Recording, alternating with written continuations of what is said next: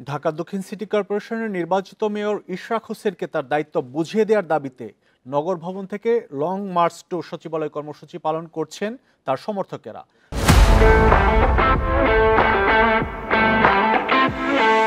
সকাল ৯টার পর থেকেই ঢাকাবাসীর ব্যানারে গুলিস্তানের ঢাকা দক্ষিণ সিটির কার্যালয়ে নগর ভবনের সামনে জড়ো হতে শুরু করেন মেয়র নির্বাচিত ইশরাকের সমর্থকেরা।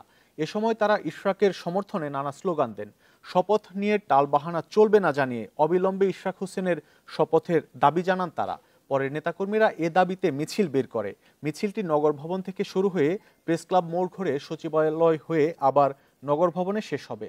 গেল ২৭ মার্চ ঢাকা দক্ষিণ সিটি কর্পোরেশনের ২০২০ সালের নির্বাচনে অনিয়মের অভিযোগে ফজলে নূর তাপসকে বিজয়ী ঘোষণার ফল বাতিল করে বিএনপি নেতা ইশরাককে মেয়র ঘোষণা করে আদালত।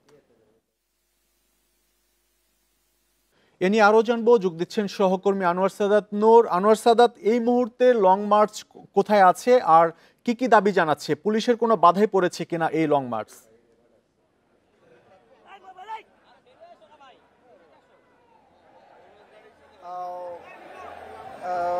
ইশরাক হোসেনকে মেয়রের দায়িত্ব বুঝে দেওয়ার দাবিতে ঢাকা দক্ষিণ সিটি কর্পোরেশনের নগর ভবনের সামনে ইশরাকের সমর্থিত বা ইশরাকপন্থী বা তার যারা নেতাকর্মী আছেন তারা একত্রিত হয়েছেন। তারা এই দাবিতে নগর ভবনের সামনে বেলা ৯টার পর থেকে জড়ো হতে শুরু করেন। যদিও এটি একটি পূর্ব ঘোষিত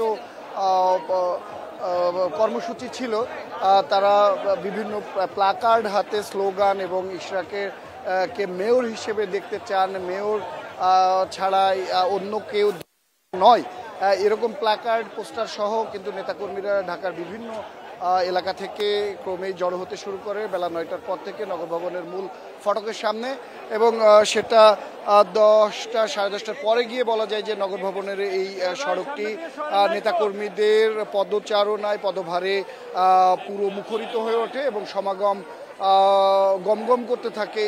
এই যে নগর ভবনের যে সামনে সেই রাস্তাটি, সেটি আমরা দেখছি যে এখনো কিন্তু নগর ভবনের সামনে যে ইশরাক সমর্থিত নেতাকর্মীদের যে পদচারণা সেটি কিন্তু এখনো বিরাজমান। এবং এই নেতাকর্মীদের পদভারে বা তাদের সমাগমের কারণে কিন্তু এই রাস্তা দিয়ে যে যান চলাচল সেটি সাময়িক সময়ের জন্য বন্ধ আছে, কিছুটা ব্যাহত হচ্ছে এবং ধীরগতি তৈরি হয়েছে তার উল্টা পাশের সড়কে। এখান থেকে কিন্তু এই দাবিতে তাদের নেতাকর্মীরা প্রেস ক্লাবের সামনে দিয়ে পল্টন মোড় এবং ঘুরে সচিবালয় হয়ে আবারও নগর ভবনের সামনে এসে মিছিলটি শেষ করেছে।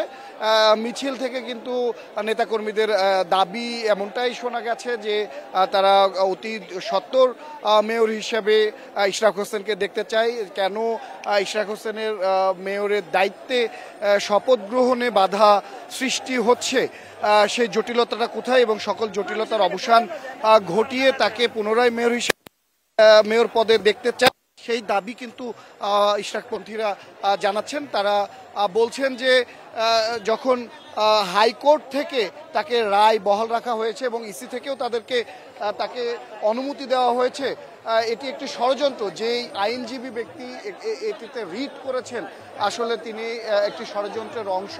ষড়যন্ত্র করে ইশরাক হোসেনকে তার মেয়র পদে বা মেয়রের জায়গায় থেকে সরিয়ে রাখা হচ্ছে, তাকে সেখানে শপথে বহাল হতে বাধা সৃষ্টি করছে। সকল ষড়যন্ত্রের অবসান ঘুচিয়ে অতি দ্রুত শপথ অনুষ্ঠান অনুষ্ঠিত করতে হবে এবং ইশরাককে মেয়র পদ বুঝিয়ে দিতে হবে, এরকমটা দাবি কিন্তু ইশরাকপন্থী এবং তার সমর্থকদের। বিএনপি নেতা ইশরাক হোসেনকে দ্রুত মেয়রের দায়িত্ব বুঝিয়ে দেওয়ার দাবিতে তার সমর্থকেরা আজও বিক্ষোভ এবং মিছিল করছে। সে খবর জানাচ্ছিলেন সহকর্মী আনোয়ার সাদাত নূর।